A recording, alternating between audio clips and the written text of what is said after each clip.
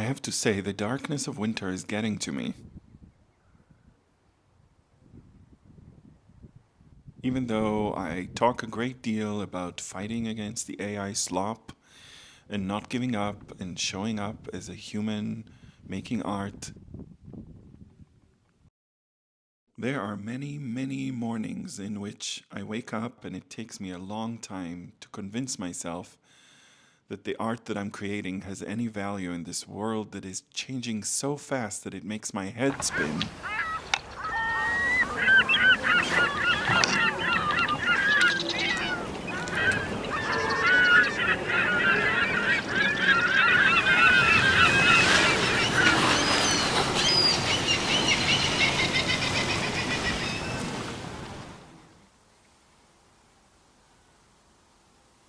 A world that has so much suffering and war.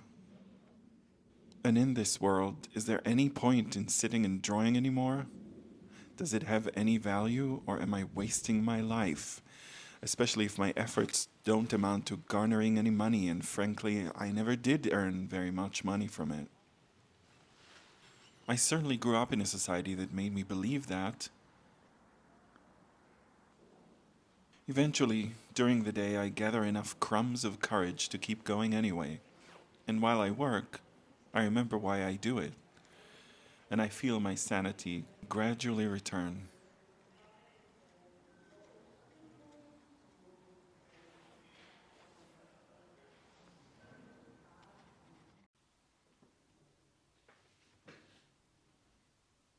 I live in Scotland now, but before that, I lived in New York for 7 years.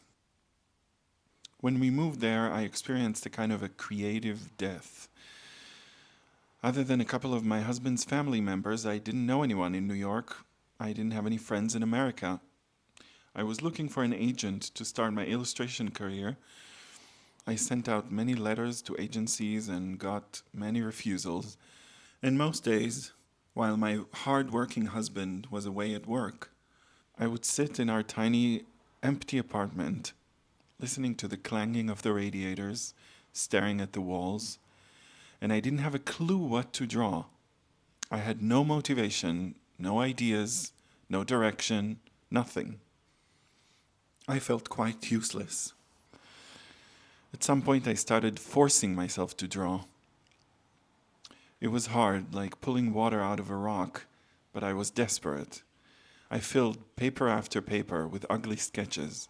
I hated all of my ideas, until one day there was a spark, and a tiny fire of creation started burning steadily again. I returned to a subject that I always seem to return to, the Brothers Grimm fairy tales.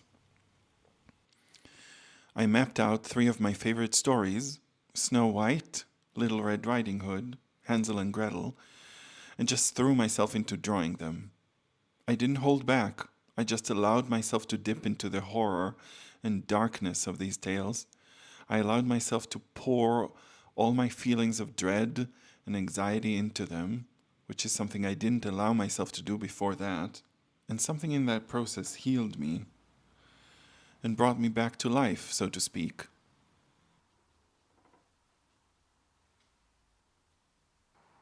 This was the first time in my life when I understood that I am only truly okay when I create. I am only truly mentally healthy when I create.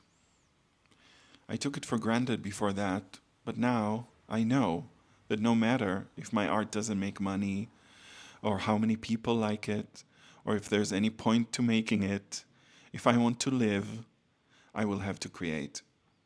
So I do. And if this encourages even one person to do the same, then it has value, and I'm lucky.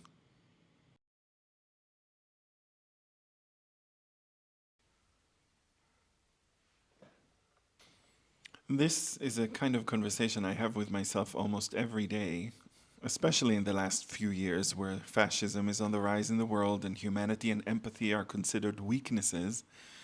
And even though I was very lucky and I did eventually find an agent and I did illustrate 2 books that were published, now, with everything that happened in the world in the last few years, I am a little bit back to square one again. But at least now I know what I have to do to get through it. Create. Don't stop. It is easier now that I know this is the answer.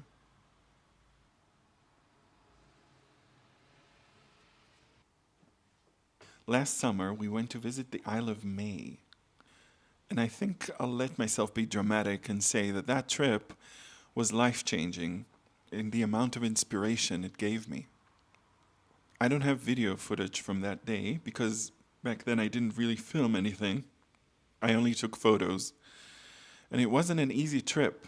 The journey to the island and back on the boat was tedious. The weather was very rainy and miserable. But as soon as we got close to the island, there was magic in the air, in the water. I can't explain it otherwise. The thick fog gave it all an air of mystery, and the air was just full of little puffins. Thousands of puffins. They just flew all around us, on the cliffs, over the water, everywhere you looked. This magical island gave me the idea for this book that I'm working on. It doesn't have a publisher yet. Maybe I will have to self publish it, but in any case, I have to make it. The way is clear to me.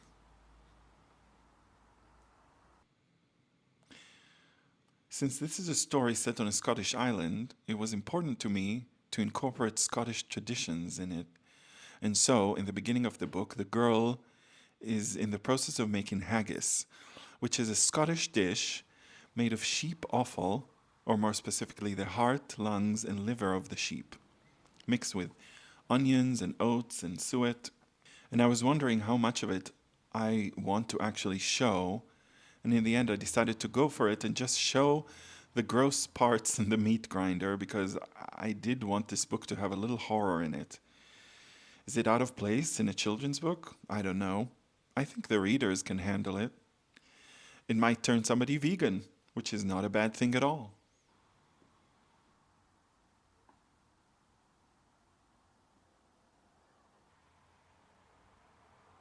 I'm one of those people who don't believe we should eliminate all traces of horror and darkness from children's tales, and I would like to add a bit of gentle horror to my book. I feel like I need the girl to look a little meaner somehow. She came out too soft and cute, and she looks like a teddy bear in this sketch, but I will fix that in color. Thank you so much for watching. Next time, I hope to start on this drawing in color. And if you want, you can subscribe and like. Bye for now. Why are we here?